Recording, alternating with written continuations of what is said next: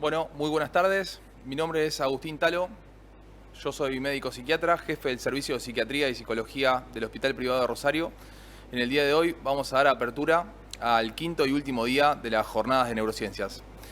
En el día de hoy van a comenzar con la charla la doctora María Laura Paz, jefa del Servicio de Neurofisiología, y la doctora Gabriela Bortiri, miembro del Servicio de Neurología, que van a abordar el tema de trastornos del sueño en pandemia. Hola, buenas tardes. Bueno, mi nombre es María Laura Paz, yo soy médica neuróloga y pertenezco al Servicio de Medicina del Sueño y Neurofisiología de Grupo Gama.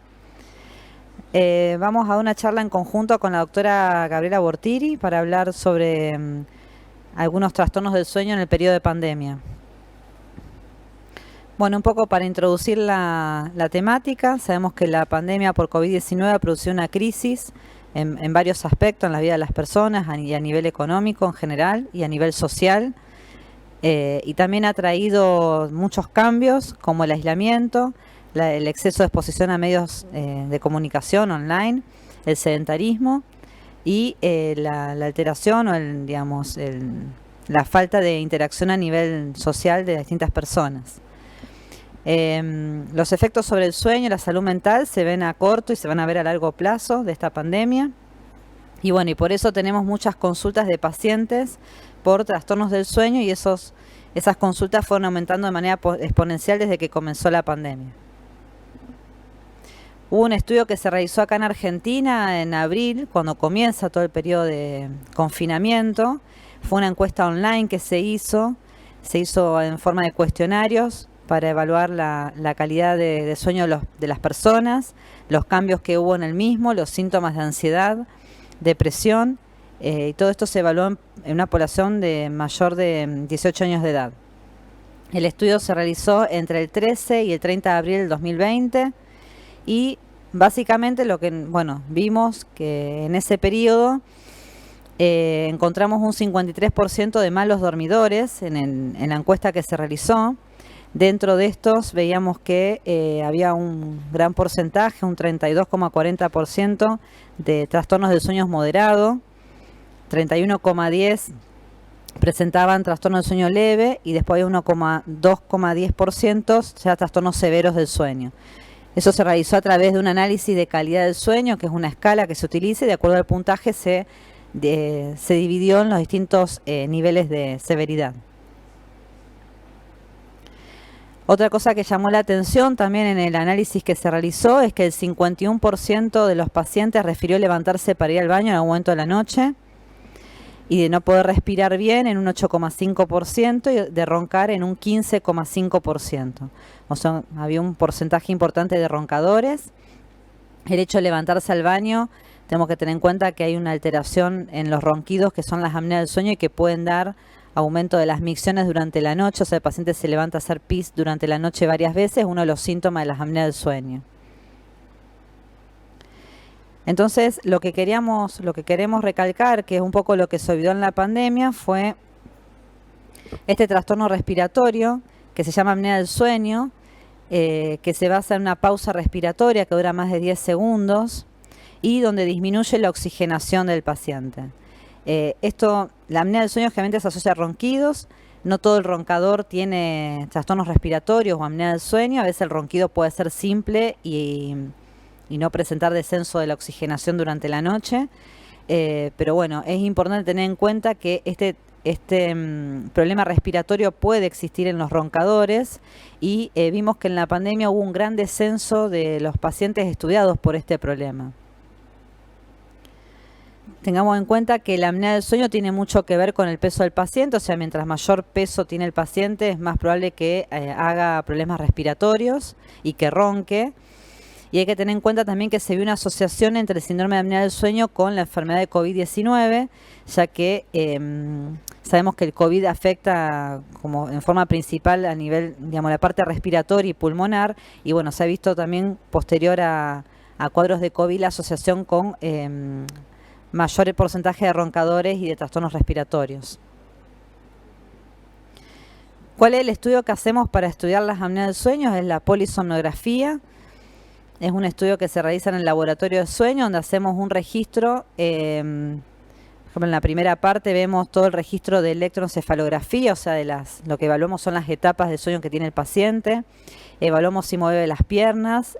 Y la parte que vamos a recalcar hoy es la parte respiratoria, que nosotros lo que hacemos es ver cómo respira ese paciente durante la noche y si aparte de roncar hace alguna pausa respiratoria, ¿no? También lo que evaluamos en este estudio es la frecuencia cardíaca y podemos detectar si el paciente presenta algún tipo de arritmia. Entonces, lo que llama la atención es que hubo una gran disminución en los estudios de sueño durante el año 2020. Los pacientes con apnea y los roncadores consultaron menos, o sea, hubo una mayor consulta de pacientes con insomnio y trastornos de ansiedad. Nosotros vimos una gran caída de los estudios realizados en nuestro servicio. En el 2019 hablábamos de 3 estudios por noche durante 5 días en la semana. En el 2020, cuando comienza el confinamiento, el promedio fue de apenas 3 estudios por mes. Y a fines del 2020 y ya a principios de este año, bueno, comienza a reaparecer, comienzan a reaparecer los pacientes para realizarse el estudio, pero bueno, recién ahora estamos en una normalidad de la cantidad de estudios realizados. Hubo una gran caída en ese periodo y pensamos que hay un gran porcentaje de pacientes que no fueron diagnosticados. No sabemos si eso lo vamos a recuperar de ahora en más o son pacientes que han quedado sin consultar y a lo mejor ese trastorno lo han minimizado, ¿no? Nosotros hicimos un estudio en Grupo Gamma, junto con la doctora Bortiri, para evaluar qué pasó en nuestro servicio, un poco más a nivel estadístico. Entonces hicimos una comparación tomando el periodo de marzo a diciembre del 2019 con marzo a diciembre de 2020 y vimos cuántas polisonografías habíamos hecho, qué tipo de paciente habíamos estudiado, el sexo, la edad del paciente, cuál era el motivo por el cual se derivó el paciente, qué antecedentes tenía ese paciente, o sea, qué enfermedades tenía cardiovasculares, respiratorias, neurológicas, si tenía algún antecedente psiquiátrico, o sea, si tenía algún trastorno del ánimo, básicamente hablamos eso, y si tenía el hábito tabáquico. ¿Qué vimos? Que en el año 2019 realizamos 366 polisomnografías y en el 2020 fueron en total 113. O sea, un gran descenso de la cantidad de polisomnografía. ¿Y qué vimos? Que tanto en el 2019 como en el 2020, a pesar que los estudios cayeron un montón en la cantidad, siempre predomina el trastorno del sueño, que es el ronquido, ¿no? La sospecha de ronquido, o sea, el trastorno del sueño por el cual se pidió el estudio era este ruido que hace el paciente mientras duerme, y se los derivaba más que todo para pesquisar si este paciente también presentaba problemas para respirar, o sea, un cuadro de apnea del sueño. Otro cambio que vimos fue que en el 2020 encontramos muchos más pacientes derivados por insomnio. Un 6,12% fueron derivados por insomnio en comparación a un 3,43% en el 2019. Entonces, las conclusiones que llegamos, que bueno, hubo una marcada caída del número de estudios en el periodo pre-pandemia con respecto al año 2020. Que la menor proporción de pacientes mayores de 60 años fueron estudiados por trastorno del sueño. Hubo una caída en los pacientes mayores de 60 años que vinieron a estudiarse por el trastorno del sueño. Pensamos un poco que es el miedo al contagio y pensando que a partir de los 70 años ha sido la población de más riesgo y con cuadros más graves de COVID. Bueno, sigue siendo. Que el trastorno del sueño predominante por el cual se derivaron las personas a estudiar fue el ronquido. En los 2 años eso no se modificó. Que no hubo diferencia significativa en el resto de las variables, excepto el hábito tabáquico, que aumentó. Vimos que había un aumento del hábito tabáquico, los trastornos del ánimo y el insomnio, que aumentaron en diferencia a otras variables evaluadas. Bueno, otro parámetro que evaluamos también fue la derivación que había de pacientes neurológicos, ya que somos neurólogas, y bueno, vimos que había una gran caída en la derivación de pacientes con antecedentes de enfermedad cerebrovascular, lo cual hay que tener en cuenta que la apnea del sueño es un factor de riesgo importante para presentar una ACV. Entonces es importante que tanto el paciente que ronca uno pueda descartar la apnea del sueño por el riesgo de presentar una ACV, como la inversa, el que presentó una ACV hay que estudiarlo y descartar que no tenga apnea del sueño. Entonces, ¿cuál es la importancia de habernos olvidado de este trastorno del sueño durante la pandemia? Bueno, para eso la voy a dejar a la doctora Bortiri, que les va a explicar esta importancia.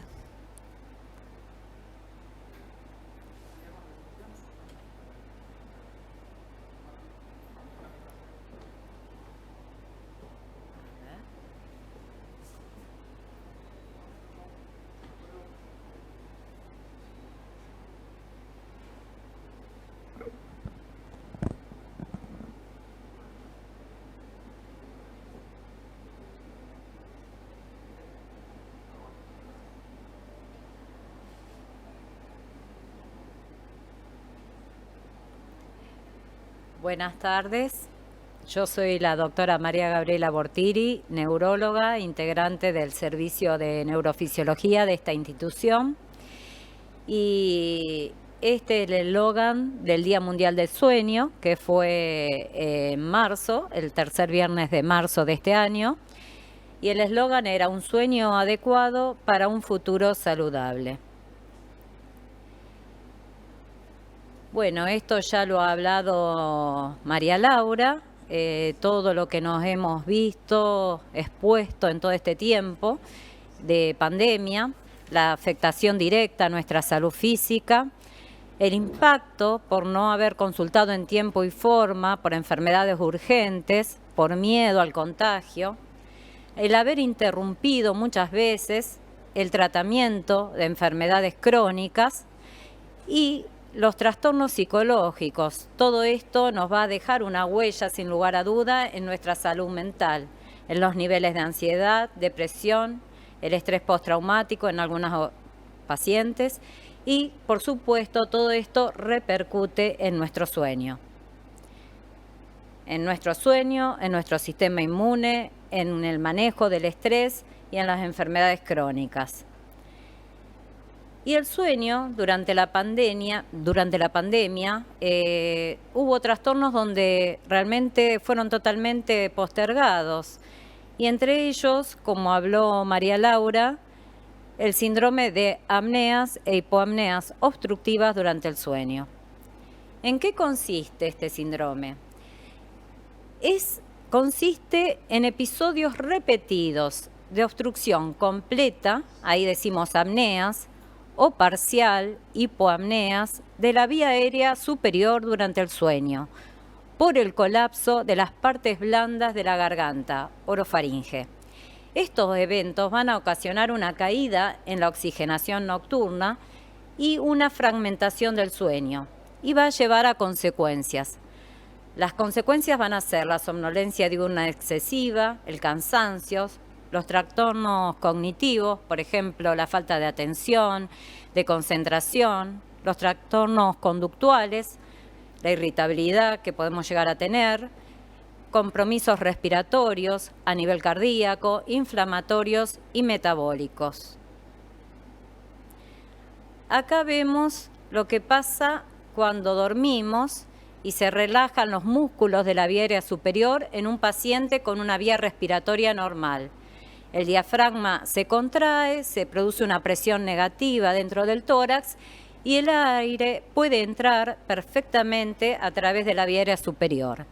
En cambio, como ven acá en la segunda muestra, un paciente que tiene ya sea un paladar blando, agrandado, una base de lengua grande, una infiltración grasa de todos los músculos de la vía aérea superior, un maxilar inferior pequeño o hacia atrás, lo que llamamos micrognatia o retrognatia, vemos que el aire intenta entrar por el esfuerzo torácico a nivel del diafragma, pero no puede porque está obstruido a nivel de la orofaringe. ¿Y qué síntomas nos hacen sospechar en una síndrome de apneas e hipoapneas obstructivas durante el sueño? Por un lado, durante la noche, el ronquido. En esto es muy importante el testigo, que es el que duerme con el paciente o la paciente. Estos ronquidos asustan porque no es un ronquido parejo, regular. Muchas veces la persona que duerme se asusta mucho porque ve la pausa, escucha que hay una pausa respiratoria en donde el paciente no respira, a veces puede despertarse con una crisis de asfixia el paciente, y cuando se despierta a la mañana, el paciente nota que se siente más cansado que a la noche, es decir, una sensación de sueño no reparador. Puede tener dolor de cabeza a la noche, puede haberse despertado muchas veces a la noche, a veces para ir al baño. Y esto es más frecuente en determinados pacientes, ¿no? Los que tienen una obesidad o un sobrepeso, los que tienen un cuello ancho y corto. Acá vamos a seguir hablando, es donde hay más riesgo de tener este síndrome. Como ya dije, obesidad. Pacientes que tienen problemas cardiológicos, entre ellos la hipertensión arterial refractaria, la hipertensión arterial que no desciende a la noche, es decir, el patrón que llaman los cardiólogos non-dipper, los que tienen arritmias, sobre todo a la noche, o los que tienen una arritmia que se llama fibrilación auricular, los que tienen diabetes, los que han tenido un accidente cerebrovascular, aun cuando haya sido un accidente isquémico transitorio, los que tienen hipertensión pulmonar, aquellos que tienen más riesgo de accidentes, y debe evaluarse también en el preoperatorio de todo paciente que va a cirugía bariátrica y en los pacientes que tienen enfermedad pulmonar obstructiva crónica y cuyo deterioro a nivel de los gases en sangre es mayor que el esperable. En estos pacientes le hacemos algunos cuestionarios que acá voy a dejar. Uno muy conocido es la escala de somnolencia de Epworth, que preguntamos en qué medida se quedaría dormido en distintas situaciones. Y acá vemos que 0 es cuando nunca uno se queda dormido y 3 es cuando siempre uno se va a quedar dormido, con un puntaje máximo de 24. Acá hay otras escalas que también se pueden usar, que es la escala de Berlín o la Stop Band, que la dejo acá para tener en cuenta. Y cuando uno tiene sobre todo 2 síntomas, todo paciente que ronca y que está cansado o tiene somnolencia diurna durante el día y tiene esos factores de riesgo, tenemos que solicitar la polisomnografía. Como dice bien la palabra, poli es varias, somno es sueño y grafía es registro. Registramos distintas variables durante el sueño.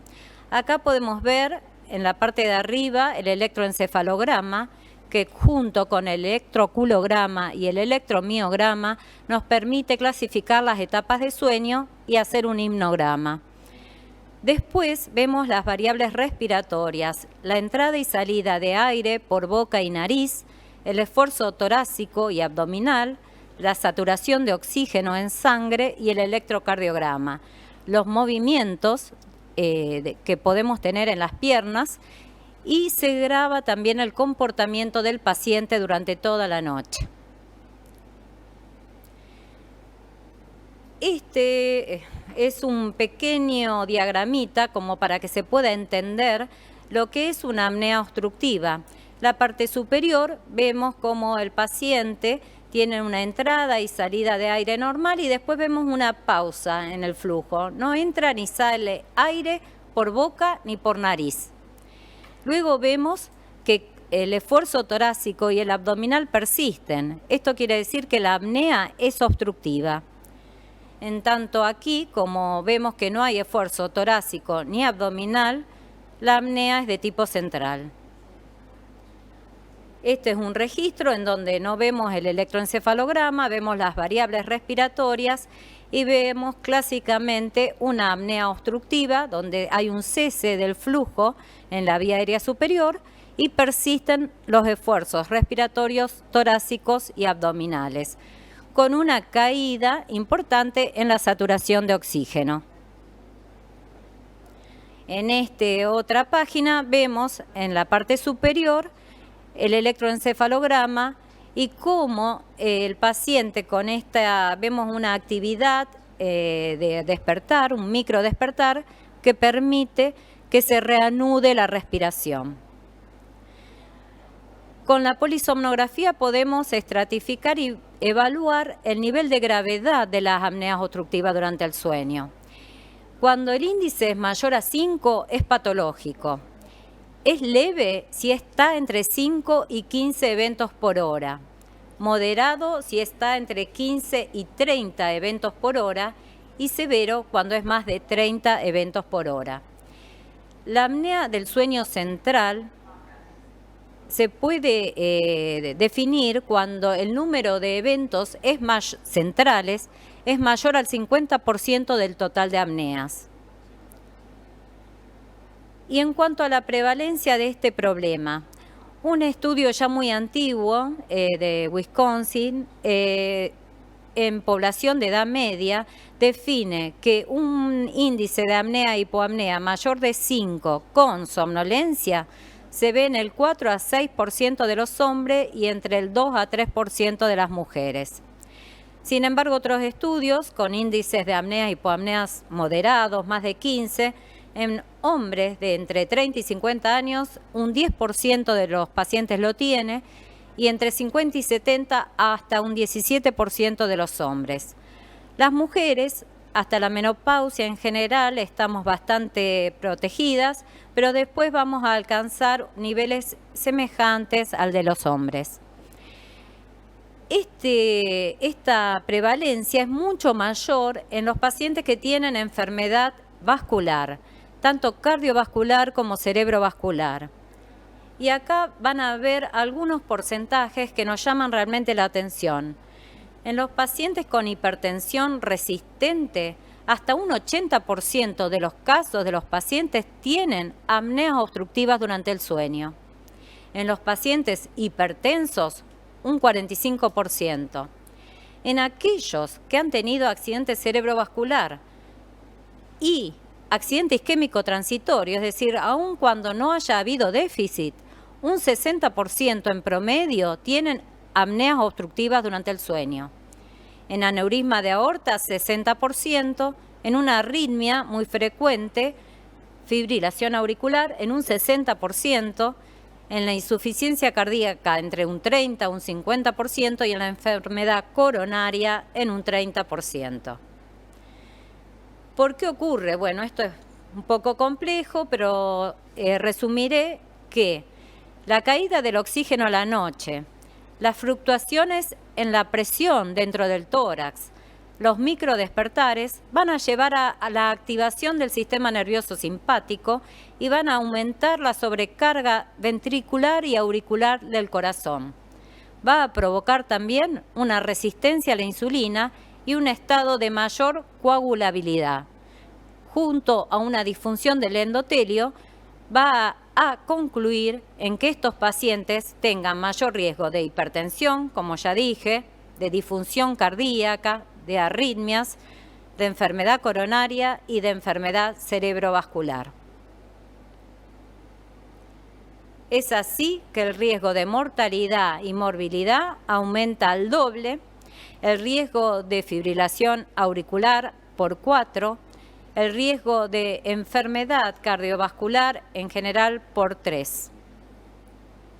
En cuanto al tratamiento, a todos los pacientes indicamos medidas higiénico-dietéticas, es decir, si el paciente tiene sobrepeso, obesidad, indicamos el tratamiento de descenso de peso, así como también el tratar de evitar todo relajante muscular a la noche, sedantes, bebidas alcohólicas también, la terapia posicional para evitar el estar boca arriba, pero cuando el cuadro es de moderado a severo o existen variados comorbilidades, el tratamiento que ha demostrado ser efectivo para disminuir la morbimortalidad de estos pacientes es el CPAP, que viene de una sigla en inglés que quiere decir administrar aire a presión positiva de manera continua. Esta es una imagen que se publicó en la revista Lancet en el 1981, cuando se propuso el CPAP como tratamiento. Acá vemos en la imagen de arriba como un paciente normal por la presión negativa que se produce dentro del tórax, entra el aire fácilmente. Lo que pasa en la imagen del medio es cuando hay una apnea obstructiva durante el sueño. Y en la última es cuando administramos por vía nasal aire de manera positiva, con presión positiva. Y vemos que se produce como una férula neumática en donde ya no hay obstrucción y el paciente puede respirar sin ningún tipo de apnea, hipoapnea y tampoco ronquido. Distintas maneras de administrar la presión. Y para concluir, voy a decir que la apnea de sueño y la enfermedad cardiovascular tiene una causalidad bidireccional, que el síndrome de apneas e hipoapneas obstructivas durante el sueño, la insuficiencia cardíaca, la cardiopatía isquémica y las arritmias son muy prevalentes en la población general y comparten factores de riesgo comunes.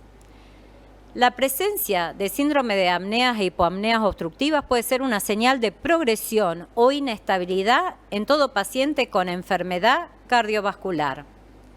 En la apnea obstructiva, el CPAP ha demostrado su eficacia, tanto para disminuir la morbimortalidad como para disminuir la probabilidad de accidentes. Los accidentes, como no había dicho, es una causa importante de mortalidad en los pacientes con apneas obstructivas durante el sueño por quedarse dormido el paciente manejando. En la apnea central, lo importante es hablar con el cardiólogo para que ellos traten de optimizar el tratamiento cardiológico, que es la mejor opción. Y la atención de estos pacientes debe ser multidisciplinaria. Bueno, muchas gracias por su atención. Bueno, la verdad que muy interesante la charla. La verdad que me parece que es un tema que en el último tiempo ha traído mucha repercusión en la población en general. Y me parece que la pandemia en sí también, como hemos visto un poco en el estudio que han hecho acá en el servicio, ha generado un impacto muy importante en la gente.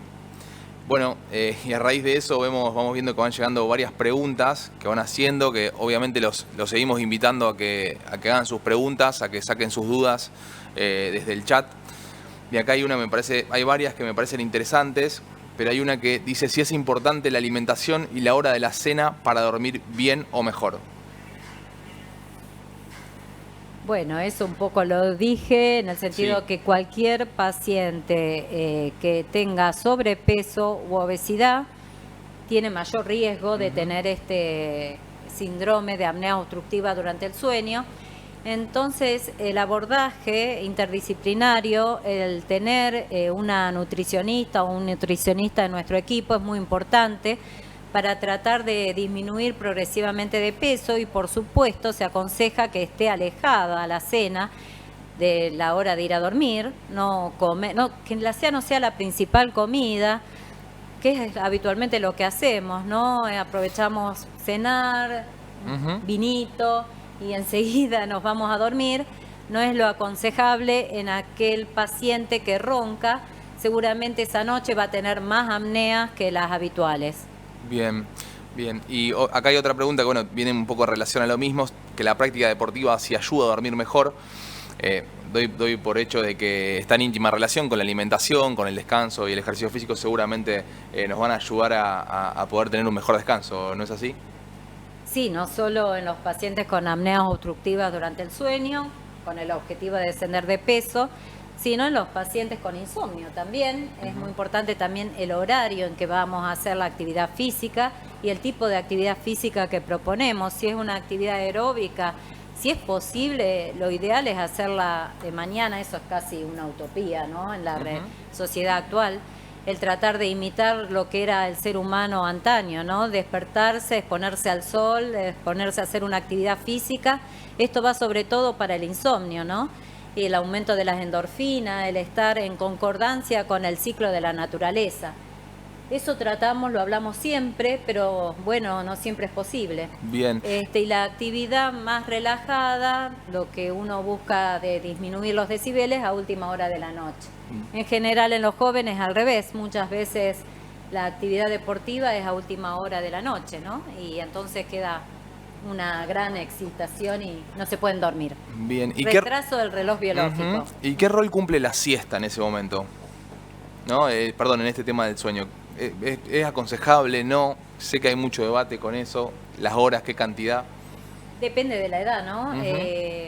Si la persona lo requiere, a veces con la edad, la capacidad de dormir un número prolongado de horas a la noche se acota. Entonces, de noche cada vez vamos durmiendo menos. Aquel que dormía 8 horas, progresivamente va durmiendo 7 o 6 o 5. Y a la hora de la siesta es normal tener un poco de sueño. Así que una microsiesta, sin necesidad de acostarse, media hora, 40 minutos, es aconsejable para que la segunda mitad de la tarde uno tenga un mejor nivel de vigilancia. Bien, perfecto, perfecto. Acá hay otra pregunta que para ir cerrando un poco con el tema horas y vamos a decir actividades o cuestiones cotidianas de nuestra vida, sobre cuántas horas tenemos que dormir.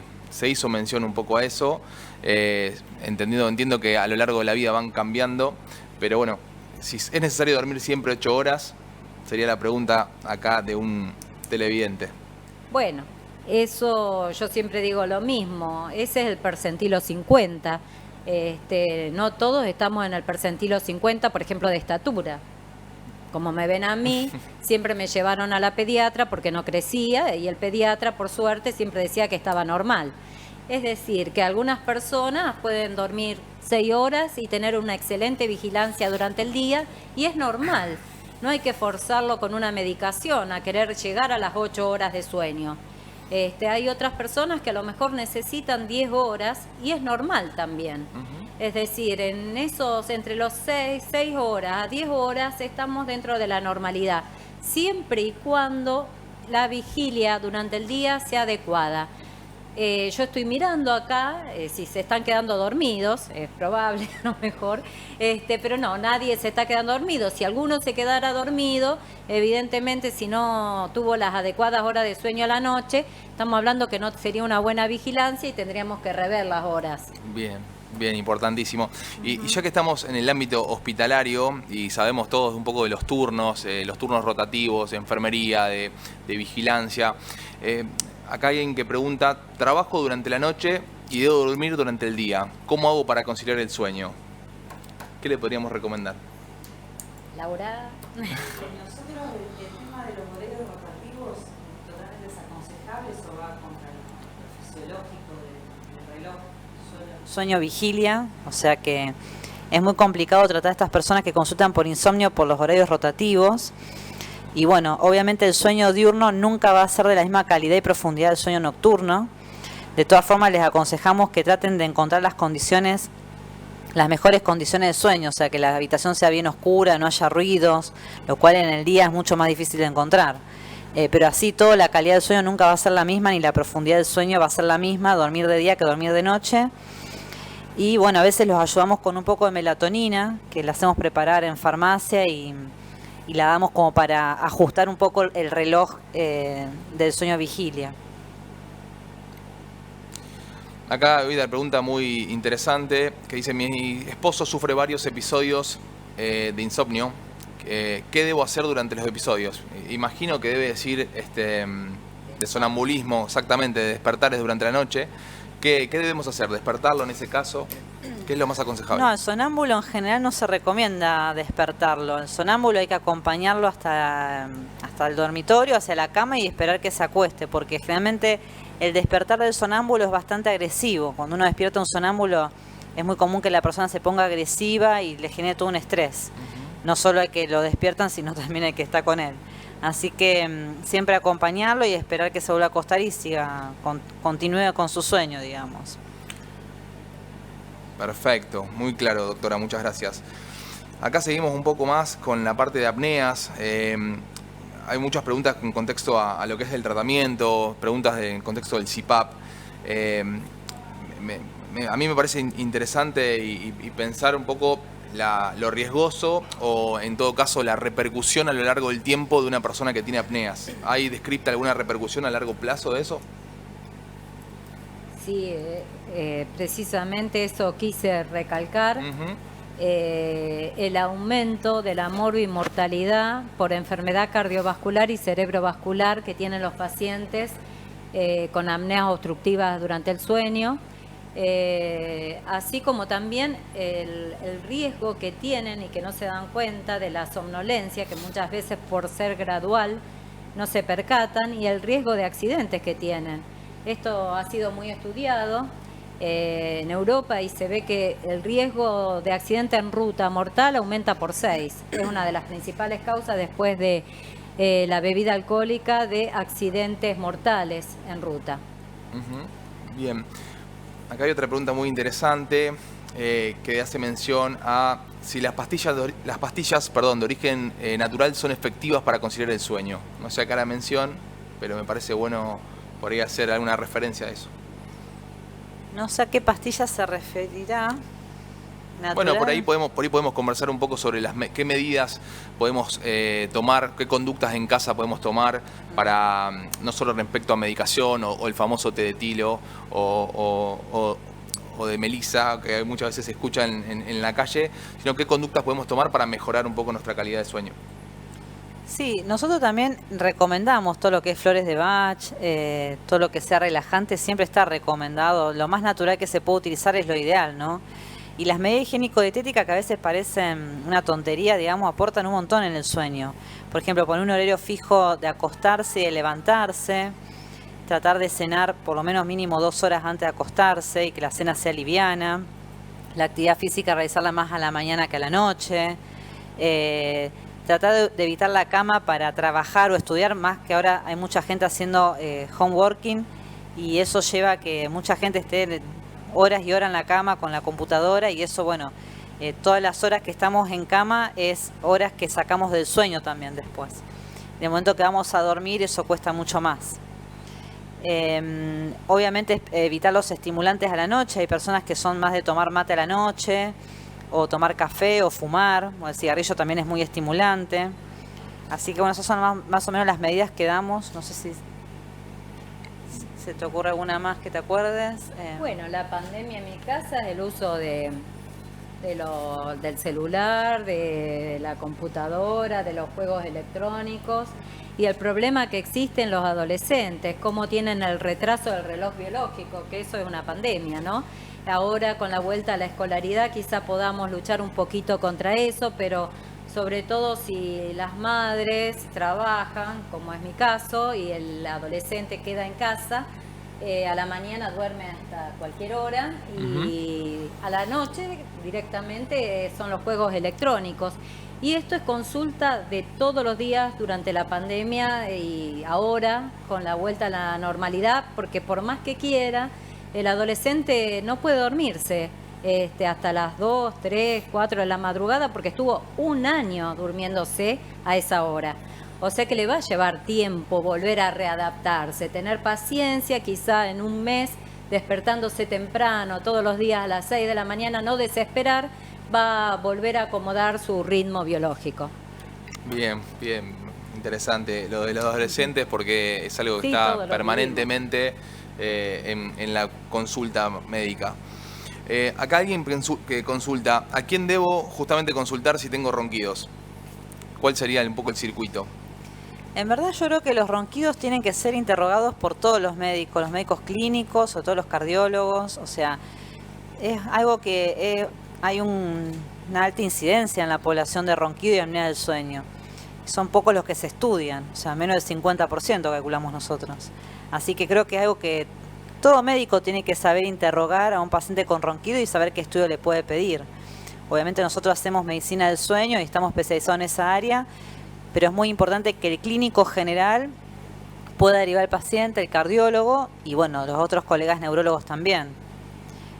Nosotros generalmente yo trato de hacer evaluar al paciente por un otorrino también, porque muchas veces, aparte de la apnea del sueño, tienen obstrucción nasal, no respiran bien por la nariz y bueno, eso me ayuda también un montón la evaluación del otorrino para ver cómo está su vía aérea en general. Tenemos que, sin duda, tenemos que prestar un poco más de atención y hacer un poco más de hincapié en el descanso, porque por lo que estamos viendo acá, y tremendamente interesante, las repercusiones sobre el día son muy importantes. Acá alguien más pregunta, tengo varios despertares durante la noche, no logro dormir profundo, ¿a qué puede deberse? Es muy amplia, me parece la pregunta por ahí para responder, pero luego hace mención a que está muy cansado durante el día. Creo que responde un poco a lo que estuvimos conversando recién, ¿no? ¿Hay manera de recuperar un poco esas horas perdidas? Ese mal descanso, me acosté un día muy tarde realmente y al otro día quiero recuperar durmiendo una siesta, durmiendo una mayor cantidad de horas. ¿Eso es válido o ya hay una repercusión que por ahí es muy difícil de volver atrás? Bueno, podemos recuperar hasta cierto punto, porque uno no puede dormir más que las horas que está acostumbrado. Es decir, si vamos perdiendo 1 o 2 horas por noche por costumbre, por acostarnos tarde, es muy propio de los argentinos que vayamos muy tarde a dormir y nos levantemos temprano, entonces tranquilamente estamos 1 o 2 horas por noche como mínimo durmiendo menos, y el fin de semana podemos recuperar a lo mejor 1 o 2 horas de sueño, siempre y cuando seamos jóvenes.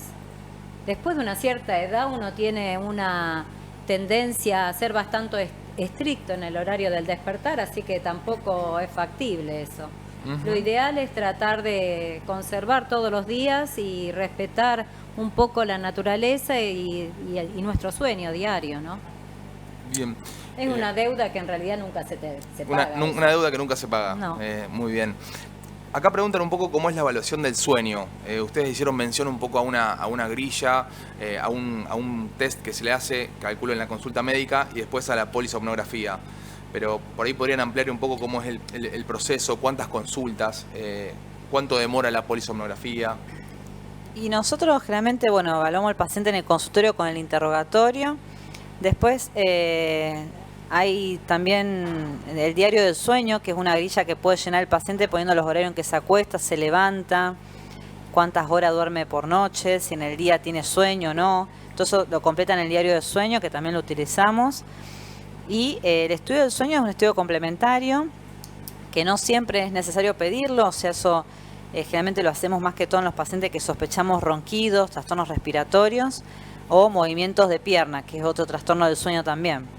Pero por ahí en los insomnes es todo un tema pedir una polisomnografía, porque sabemos que si no duerme en la casa, dormir acá en el sanatorio con todo el cablerío, o sea, después nos viene a la consulta del paciente y nos odia, ¿no? Porque no pude dormir nada, no se registra nada, o sea que hay que seleccionar los pacientes que uno pide el estudio y también qué es lo que vamos a buscar, ¿no? Y en esos momentos de la polisomnografía, ¿cuál es el rol un poco de los pacientes que vienen tomando alguna medicación, por ejemplo? No, el rol es que tomen la medicación habitual de siempre, no suspendan nada, porque aparte si vienen tomando algún hipnótico, el suspenderlo esa noche va a ser peor. Ajá. O sea, si de por sí en una situación de estudio le cuesta más dormir, suspendiendo una medicación de esa va a dormir menos. Así que siempre le decimos a los pacientes que tomen su medicación habitual como todas las noches. Bien, y ahí, ¿han visto ustedes en el consultorio un aumento un poco de la automedicación, de la autoadministración de medicación en esto y un impacto, obviamente, en la calidad del sueño? Sí, absolutamente. Fue la consulta de todo el año pasado. Automedicación, múltiples medicaciones con las que se han intentado, 2, 3, 4, 5, y ya cuando han probado todo, recurren a la medicina del sueño a ver qué podemos hacer. Está muy bien. Hay que tener en cuenta también que muchas veces el insomnio es un síntoma de una enfermedad mental, es decir, que no es aislado, a veces es síntoma aislado por mala higiene de sueño, pero en otras, la mayoría de los casos, un 50% como mínimo, tienen trastornos de ansiedad o trastornos del estado de ánimo O sea que acá estamos en conjunción con los psiquiatras y los psicólogos, ¿no? Sin duda me parece que el abordaje interdisciplinario en este tipo de casos, como estás haciendo mención, de trastornos del ánimo y trastornos de ansiedad, son muy frecuentes, siempre tiene una repercusión durante el descanso. Acá alguien pregunta, ¿qué relación tienen los movimientos de las piernas, o imagino que hará mención a las piernas inquietas, con las apneas? ¿Hay alguna relación entre eso? No, el síndrome de piernas inquietas es por un lado una enfermedad del sueño, pero a la vez también las apneas del sueño, como el paciente respira mal y hay un micro despertar, generalmente se asocia a un movimiento de pierna. Hay que diferenciar si el movimiento de pierna que tiene el paciente es por la apnea. Por ejemplo, en un paciente con muchas apneas por hora, nosotros vemos que tienen muchísimos movimientos de piernas. Pero no quiere decir que tenga un síndrome de piernas inquietas, sino que está asociado a su mal respirar. El cerebro hace como un micro despertar y retoma la respiración, y en ese micro despertar para retomar la respiración mueven las piernas. Entonces un poco esa es la relación del movimiento de piernas con la apnea, y después puede estar asociada a las dos patologías, un síndrome de piernas inquieta con movimientos periódicos de piernas con las apneas. Podemos encontrar los dos también, como dos enfermedades que están juntas. Bien. ¿Y el tratamiento en este caso sería un tratamiento farmacológico? Sí, el de piernas inquietas es un tratamiento farmacológico. Si nosotros vemos que el paciente tiene apneas y mueve mucho las piernas, tratamos las apneas, y una vez tratadas las apneas repetimos el estudio y vemos si las piernas, digamos, hay una disminución de movimiento de piernas, quiere decir que son las apneas las que le produce eso, pero si no es así y hay un síndrome aparte, otra enfermedad social, lo vamos a encontrar ya en un paciente tratado a nivel respiratorio. Y en ese caso hay que dar una medicación especial. Bien, clarísimo. ¿Qué relación, hablando un poco de piernas inquietas, que me parece un tema también interesante, creo que también es ustedes me corregirían, pero un diagnóstico por ahí que está justamente subdiagnosticado. ¿Qué frecuencia o qué demanda hay un poco en el consultorio con respecto a eso? Y es baja. ¿Alta? No. ¿Es baja? En mi caso es baja, la consulta por piernas inquietas. Bien. Sí, primero es el insomnio, segundo son los ronquidos, a lo mejor después vienen las parasomnias, que son eventos indeseables que ocurren durante la noche, y después pueden venir las piernas inquietas. El como último, sí. Motivo de consulta. Bien. Asociadas o no a movimientos periódicos de las piernas mientras uno duerme, porque son cosas distintas. Piernas inquietas es un síntoma diurno, es la hora antes, o sea, antes de ir a dormir. Perfecto. Cuando uno ya está en reposo, el paciente necesita mover las piernas, caminar, no se puede quedar tranquilo. Y una vez conciliado el sueño, pueden tener movimientos periódicos de las piernas. Exacto. Bien. ¿O no? El diagnóstico de movimientos periódicos se hace con el estudio del sueño.